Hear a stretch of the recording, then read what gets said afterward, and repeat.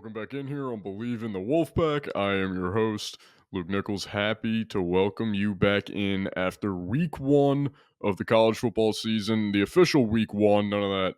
We're done with the week zero stuff. So week one officially complete. All the games on Saturday, games on Thursday and Friday, Monday and Sunday. All good. On to week two. Before we get to week two, do want to recap week one, and then later in the show, the NFL season starts this week as well. Thursday night game, Ravens Chiefs. Just get to a few predictions on the year, MVP stuff, Super Bowl. Even though I think the Chiefs are going to win the Super Bowl again, and it's really annoying just because they're good and they have Patrick Mahomes, who's incredible.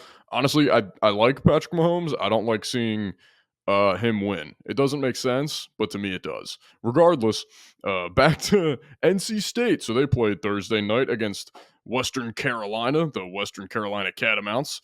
And I said how this was just going to be, if we're up by 20 at halftime or 30 at halftime, whatever I said, I'd be feeling good. And we end up winning by like 50. Wasn't the case. Was not the case.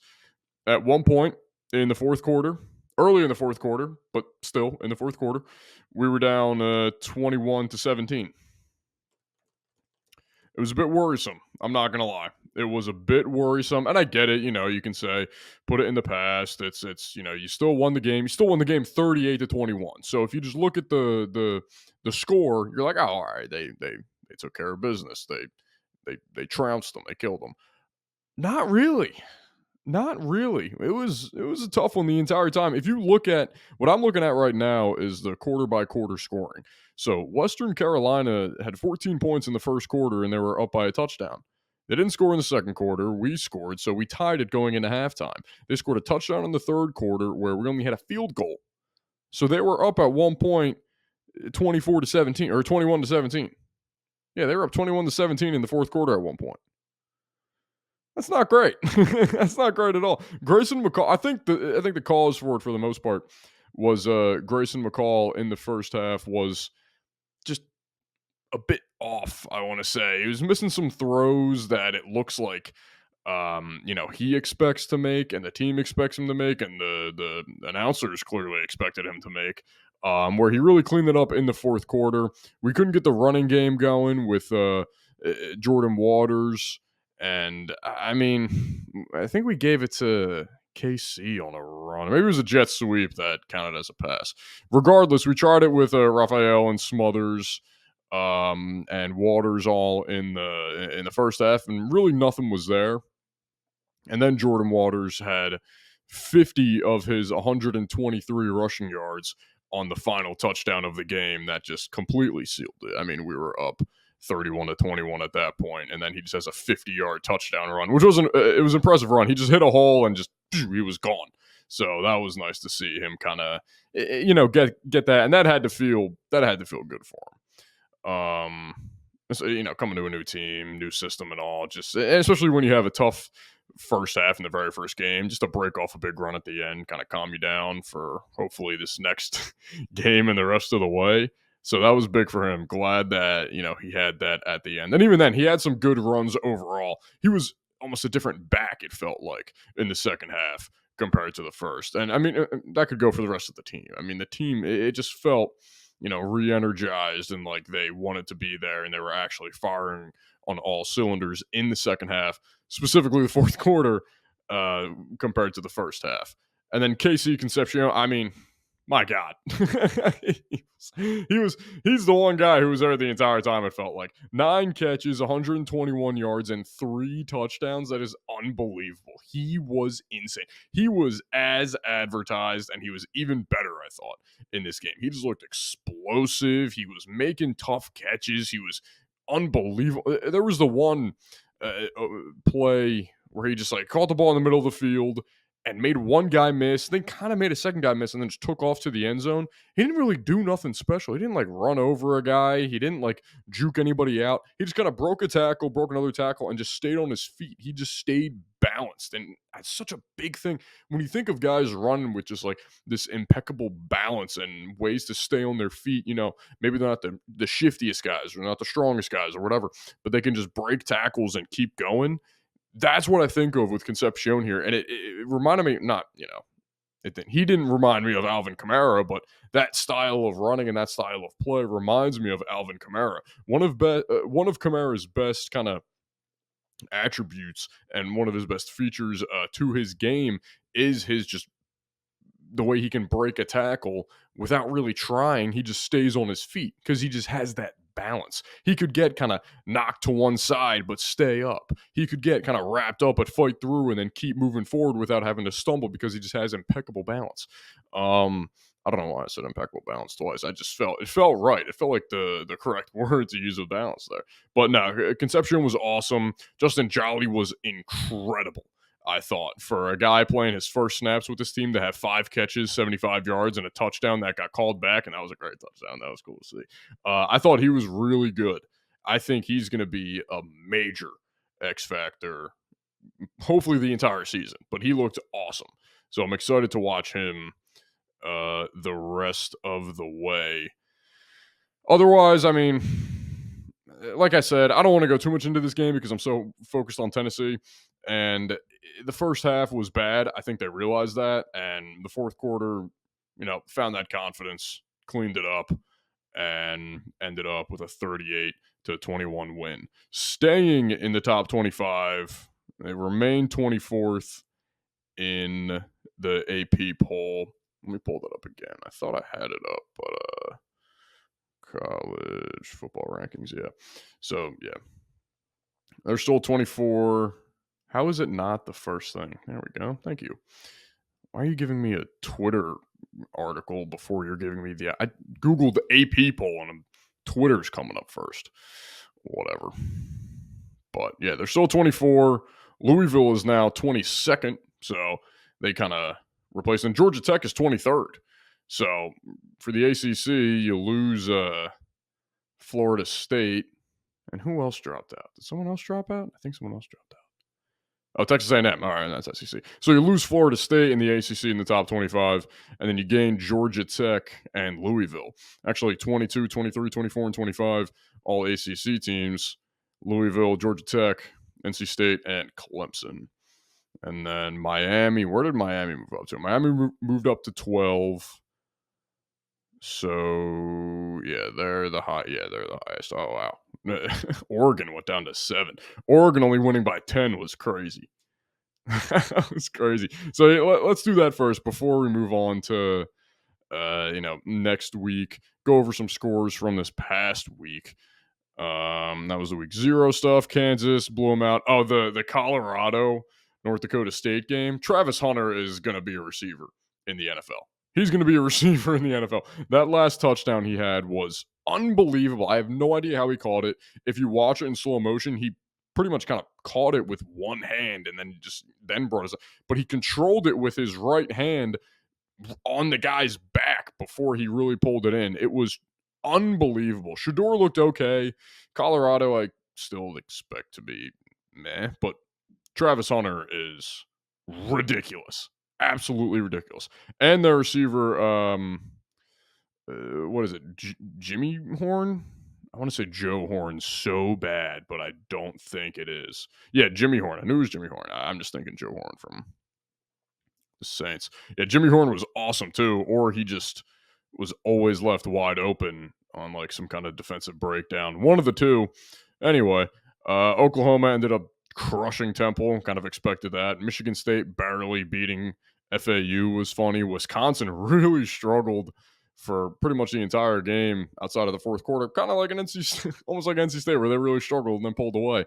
But they beat Western Michigan 28-14, and they really struggled in that game. Clemson did not score against Georgia. That game was 34-3. I don't know what Dabo's doing. Hey, listen, man, it's time to go to the portal. It is. It is time to use the portal. Don't be ashamed.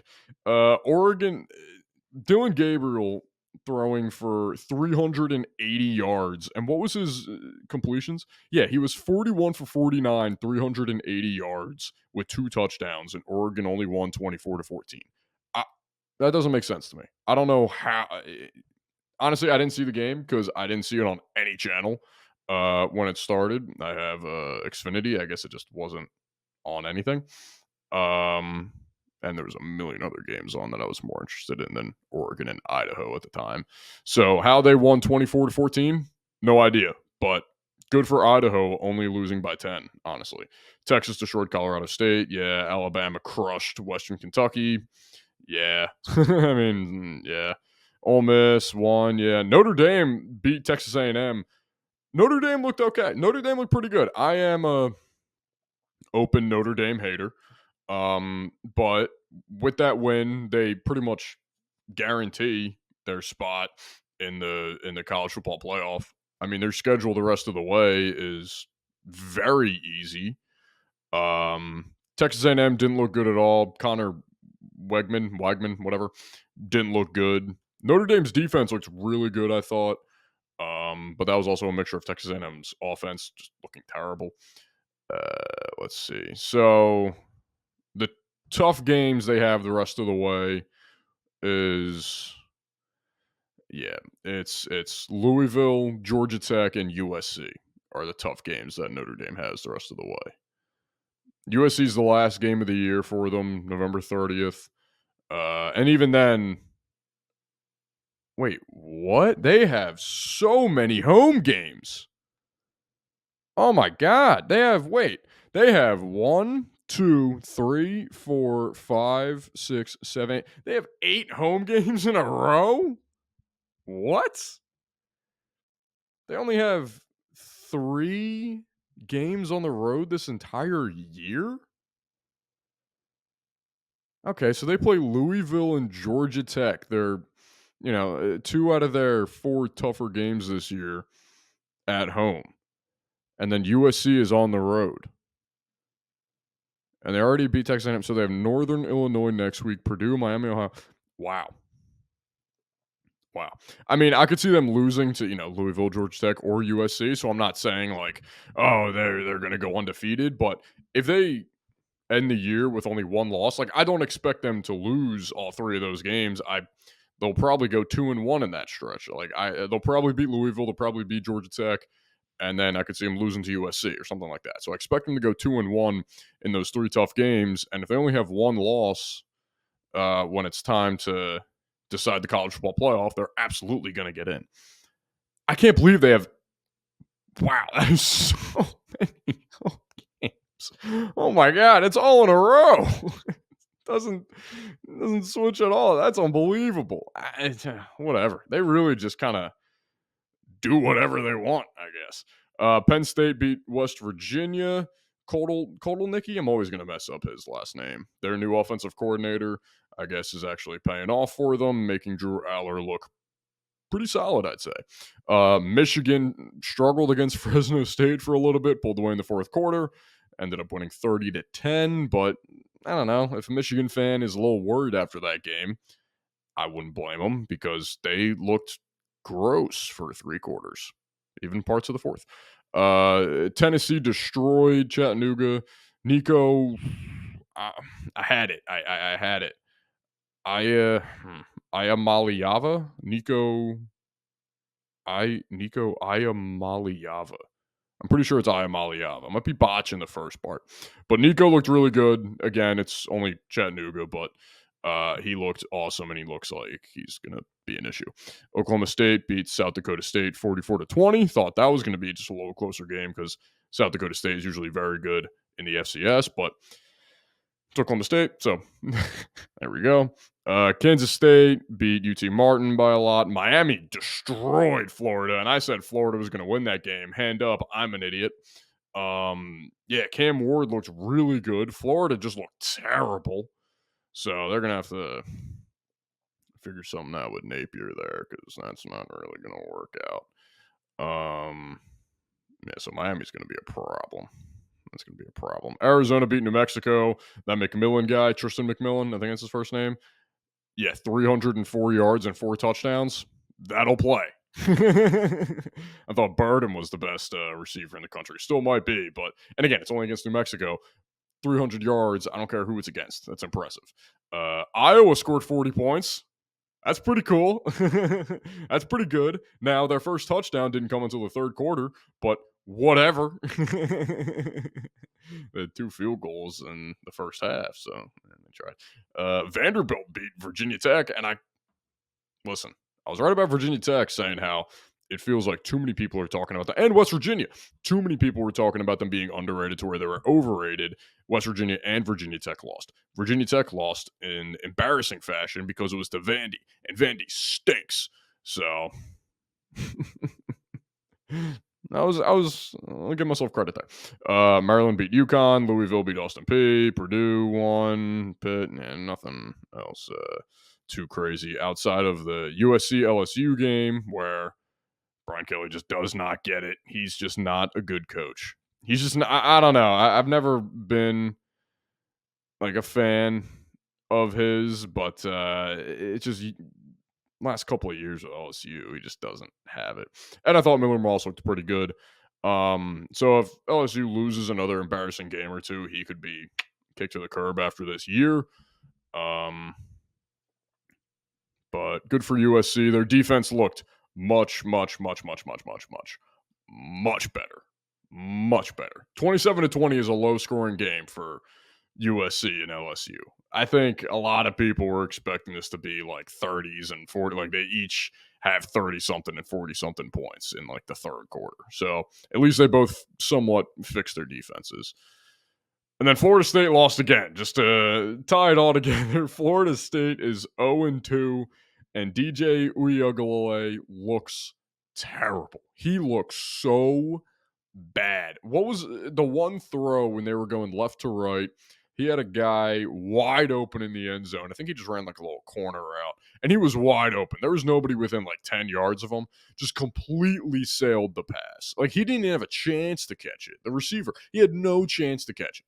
It was way over his head, went out of bounds. He just kind of watched it go over his head and just like, I can't do nothing about that. You want me to go get that? No, I can't do that.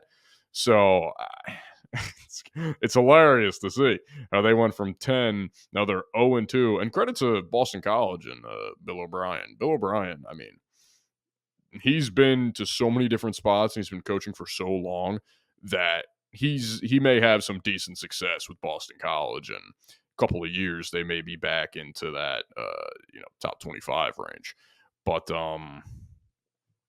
it's so funny. I just can't believe they're this bad. I've seen all the tweets about the Florida State Florida game, how it's going to be on like Tubi or what, they're going to put it on like Nickelodeon. They're going to put it on at 8 a.m. Don't even put it on TV. We don't need to see it. Oh God, it's so funny seeing them be so bad. But I'm going to take a short break for a minute. When we come back, going to run through the schedule for this week coming up, what NC State has to do to take down Tennessee for a huge win early in the year, and then just to wrap it up, some quick NFL talk. So stick with us on Believe in the Wolfpack.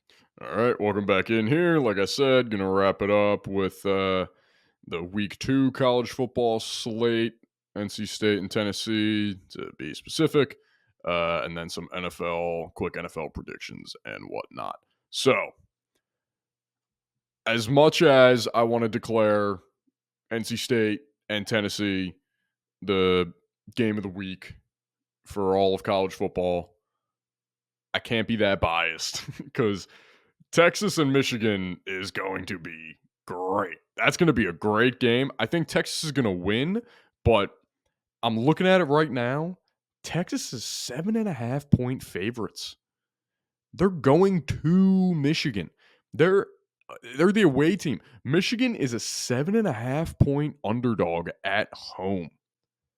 That is wild to me. I get it, they're not as good as last year. I get it, Texas might be better than they were last year, and they're very good this year, and all that. But that's crazy. That's almost disrespectful to Michigan. That is wild. So that game is on at noon on Fox. That's going to be nuts. I mean, again, I still think Texas will win that game because they are just simply the better team. But I can't believe I thought it was going to be, Texas was going to be favored, but maybe by like 2.5, 3.5 points, a full touchdown. Oh, that's crazy. That's gonna be a great game. That's gonna be a great game up at Michigan too. It's gonna be wild there. Absolutely wild. Other notable games. I didn't think there were many. Iowa State could be a good game. Iowa State could pull off an upset there. It's at Iowa. Iowa is a 2.5 point favorite. Um, Anything else? No, not really. Kind of just scrolling. Oregon, Boise State. That could be good because Boise State. Oh, yeah, the Genty kid. I completely forgot about him. 267 yards and 4 touchdowns. Oh, my God. Again, that's like McMillan against New Mexico. I don't care who it's against. 300 receiving yards. Impressive. 267 rushing yards and 6 touchdowns. Crazy. Absolutely insane. USC, Utah State. No. Okay, so Oregon and Boise State might be an all right game. Could put Oregon on upset watch there, but the fact that they played so bad against Idaho last week makes me think they might just destroy Boise State, or maybe it's they officially get put on fraud watch here if it's another close game, and maybe Boise State squeaks it out. I don't know. So, and Boise State, maybe they have a chance in that game. Maybe they're 19-point underdogs. 60, Jesus. Maybe I'll take Boise State in that game. Probably not, but whatever. Okay. Getting to Tennessee and NC State. What are we going to do against Iamaleava? I don't know. And honestly, I don't really know if we need to stop him. I think we just need our offense to really show how they looked in the fourth quarter. That's what they need to do for the entire game. We need McCall to be. I think the best way to win this game is in a shootout. I don't know if we can go low scoring because I'm willing to admit their offense is probably better. Their bigger program or NIL, better recruiting, whatever. And just Iamaleava is incredible. He's going to be very good this entire year. James Pierce Jr. on defense scares me. He's going to just be a game wrecker every single week. So this might have to be one where it's just a shootout where it's going to be like 42-41 at the end of the game.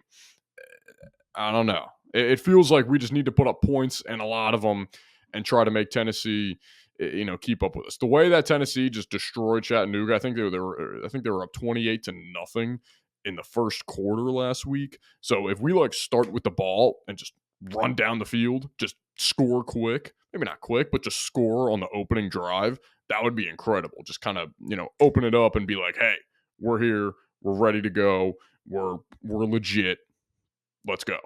Would love that. If we can start off with a defensive stop, even better. But I'm kind of looking at it as you brought in McCall for a reason. You wanted a better passing game. You wanted a real quarterback. You wanted him with the great arm, the accuracy, everything that he brings. You wanted him here. You wanted Jordan Waters here for a real running attack. You got it. They got to show up. McCall's got to hit these big throws. Waters has to find those holes and break some tackles and pound his way through for a first down. You got to feed Concepcion, get him another 100 yards and 3 touchdowns. He's, again, if we can get him going, if him and McCall can get on the same page again and really just start lighting up the Tennessee defense, that's going to be huge. That is going to be massive. It's going to open up so much. Jolly could still be that X factor where he's just that tight end that you forget about on 3rd and 5. And the next thing you know, he's running down the field for an extra 15 yards after he gets the first down. I really think it's going to be tough. It's going to be nearly impossible to stop them on defense. So it feels like it's got to be a shootout game where we need our offense. And it feels like we've just put so much more effort into the offense in the offseason from the portal alone. I mean, just look at it from McCall, Rogers, Jolly. Did I say? Wait, hold on. I already lost the names. McCall, Waters, Jolly, Rogers. Just those 4 right there. Major pieces from the portal in the offense. They all need to show up this week and have big games if we want to take down Tennessee. So it is at a neutral site of sorts. If anything, we might have the advantage here, considering it is at the Bank of America Stadium right there in Charlotte. So that could be big. If there's a lot of red in there, could be big. Tennessee is an 8-point favorite. I'm a little surprised. I thought that was going to be more, but I don't know. Maybe I'm giving Tennessee a little too much credit.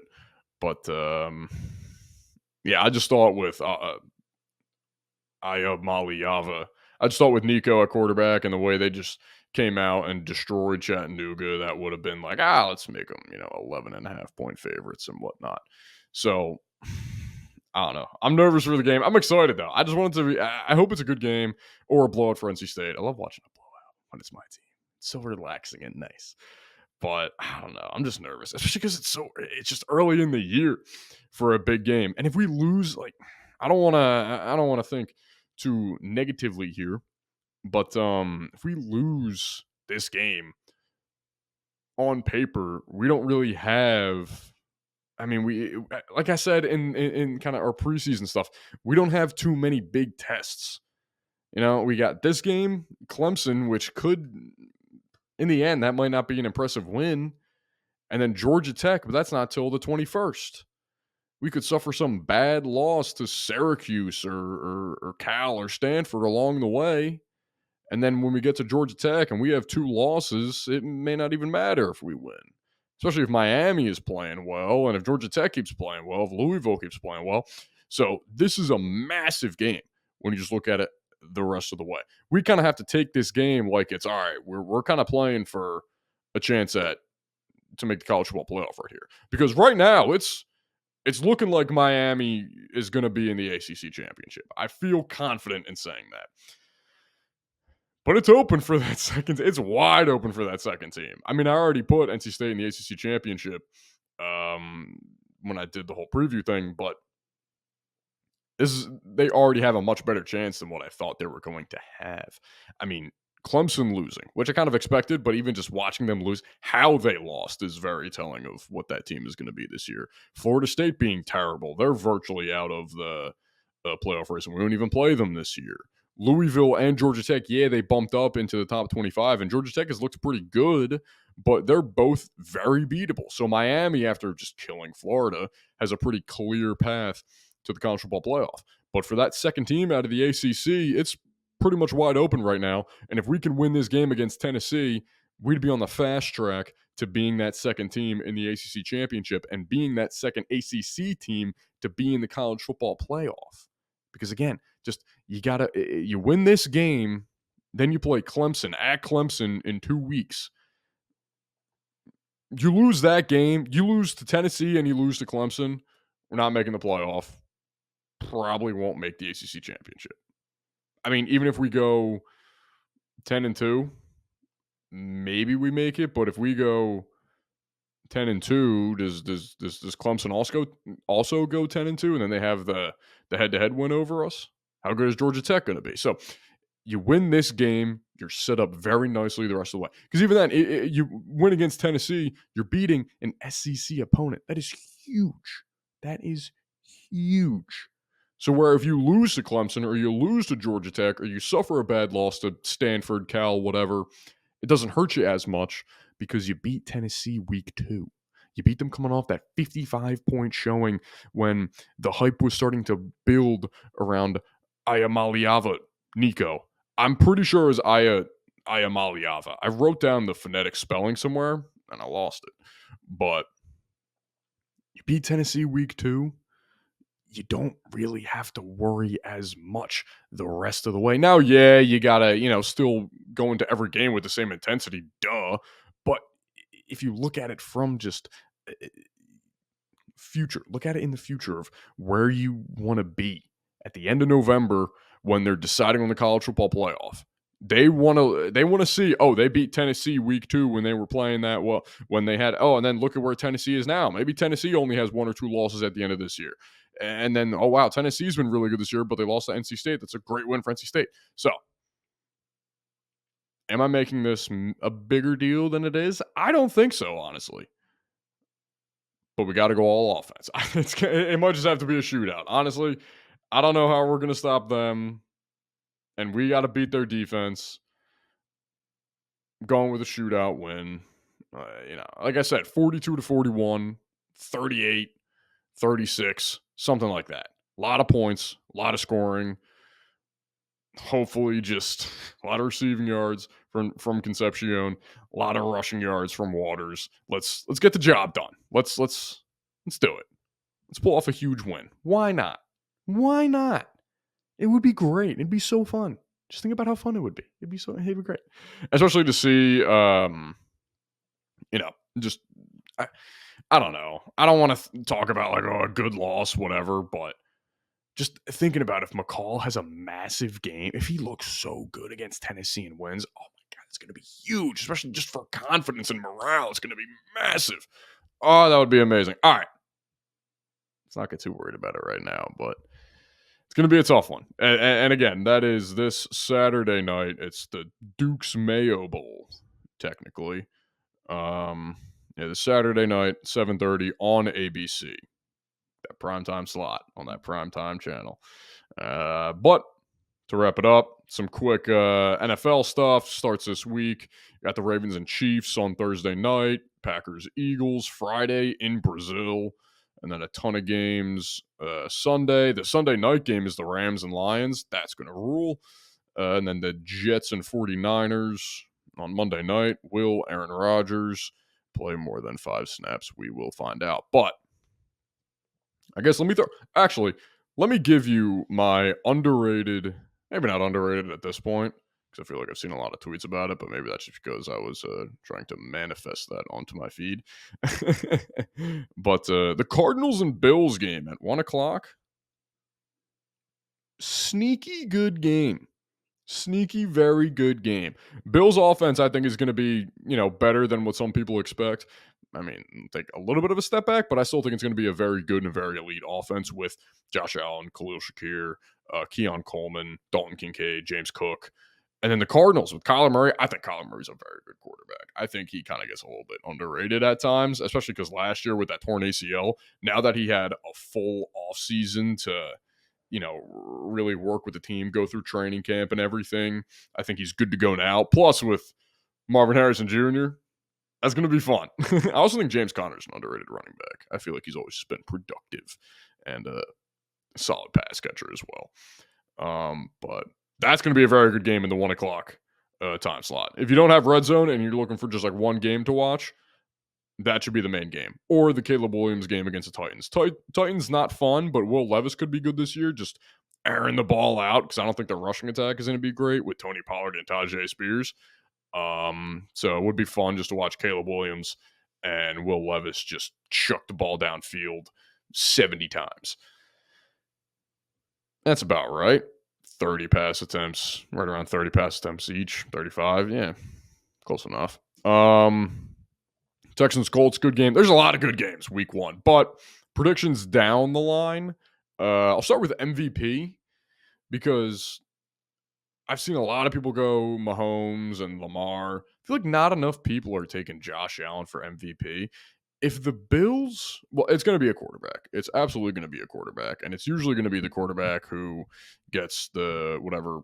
Most likely the AFC team because the AFC is the better conference, but it's most likely going to be whatever quarterback gets their team that first round bye. So that's why they're saying, Mahomes.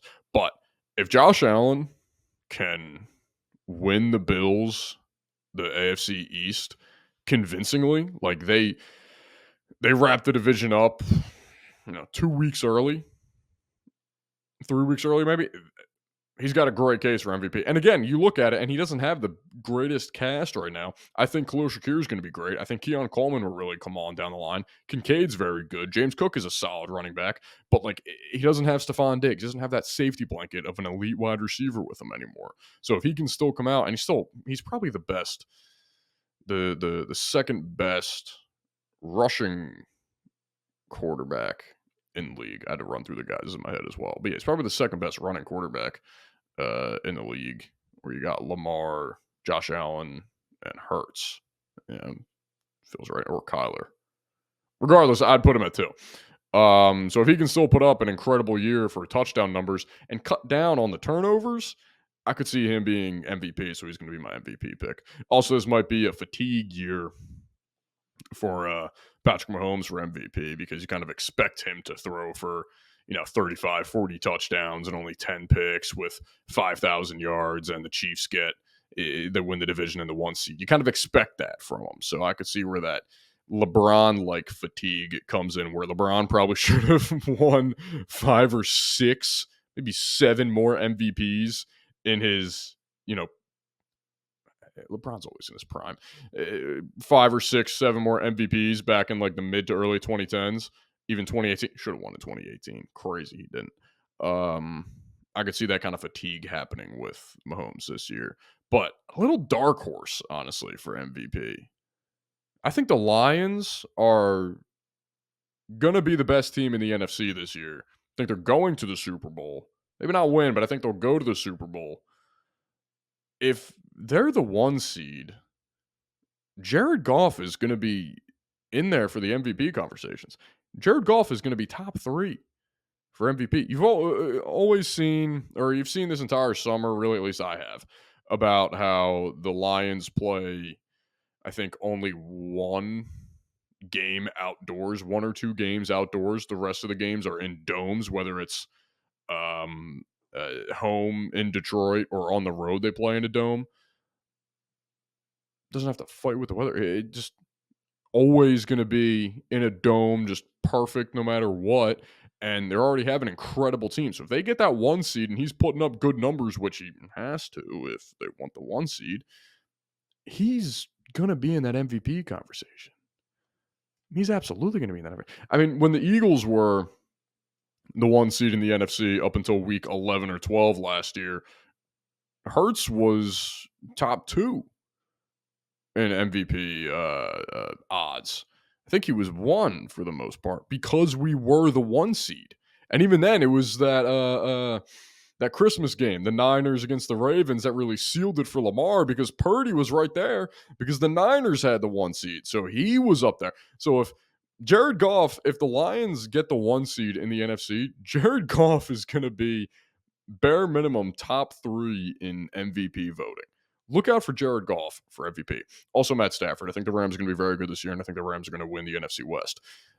And they'll probably play in the NFC Championship. So I think it's actually going to be how you got week 1, Lions-Rams. I think that's going to be the NFC Championship. I think the Rams are going to be great. If they can stay healthy. I think they're going to be great. Eagles, I have them winning the NFC East. I think Hurts has a much better year, and obviously, just look at the offense. You got A.J. Brown, Devontae. Sick. So good. AFC, Chiefs are coming out of it. The Texans are fun. The Bills are fun. The Ravens are fun. Even the Jaguars could be a little frisky. It's going to be the Chiefs in the Super Bowl.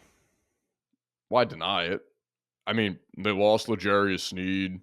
I think they lost Willie Gay. Isn't Willie Gay on the Saints now? Let me look that up. But they still have the other guy who was on Tranquil. Still have him at linebacker. Is he on the Saints? Yeah, he's on the Saints. So Willie Gay's on the Saints. So that's kind of a loss, I guess. But still have Chris Jones. You still have Trent McDuffie. You still have Travis Kelce. You have Rashee Rice, who's not going to get suspended, I guess. You're going to have Hollywood Brown for most of the year. Xavier Worthy is fast. You have a fantastic O-line with Jason Kelce retired. Creed Humphrey is probably the best center in the league now. And they have Andy Reid and Patrick Mahomes. I don't care what they do in the regular season. They could go 9-8. They probably wouldn't care either. As long as they make the playoffs, they're going to be in the Super Bowl, and I think they're going to win it. I think it's going to be the first. It's just hard to go against them. They won the last 2, and their team might be better this year. I don't know. The Lions are the fun pick. The Niners have had their chances. They haven't gotten it done. The Texans are fun, and they're going to be great to watch this year, but they're not better than the Chiefs. So I got the Chiefs as the first team to three-peat, and that would be Mahomes' fourth Super Bowl. And yeah, Brady's got 7, but Brady's never three-peated. So I think if the Chiefs win this year, then we're really gonna start to hear the who's the greatest of all time greatest of all time talks spark up, which is going to be crazy if that does happen, because how old is Mahomes? He's got to be 30, right? He's got to be 30. He's 28. Oh my God, he's only 28. Oh, when's his birthday? Is he turning 29? All right, he's going to turn. He's only turning 29. We got we got bare minimum like 11 more years of this guy. Oh, this sucks. Oh, he's going to be so good. He's going to be the greatest of all. Oh, God, this sucks. Well, that made me sad. I thought he'd at least be 30 by now. So Mahomes is 28, turning 29. He's probably going to win a Super Bowl this year. It's going to be his fourth. He'll probably win Super Bowl MVP as well, which will also be his fourth Super Bowl MVP, which will solidify him as the second best player of all time in NFL history. And the conversations for the best NFL player of all time will officially begin for Mahomes. That's going to suck. That is going to suck. If they stay healthy, of course. That's going to suck. Andy Reid's going to be up there for greatest coaches of all time, too, easily. He'll be easily top 3 if they win this year. He's probably top 3 right now. But, man, he's only 28. I thought he was older. I guess he got drafted in 17. So, yeah, that adds up. Damn. Man, that crushes the spirits. If you're a Chiefs fan, I hate you. But you got it pretty good right now. Yeah, that sucks. Anyway, so that's a quick NFL rundown. Game of the week, like I said, for me, Cardinals and Bills. If I had to pick one underdog to win this week, let me sort through them. If I had to pick one underdog to win this week, I would pick the Raiders to beat the Chargers. I don't really believe in the Chargers too much. I get it, Harbaugh's there and Herbert's still good, but Herbert missed all of training camp. And the Raiders defense could be sneaky good with Antonio Pierce. That Raiders team could just be sneaky good with Antonio Pierce as their head coach. Just a guy you want to play for. And that's huge. That is huge. So thank you for tuning in on another episode of Believe in the Wolfpack. Let's go, Pack. Get it done against Tennessee. It'd be massive. And we'll see you next time.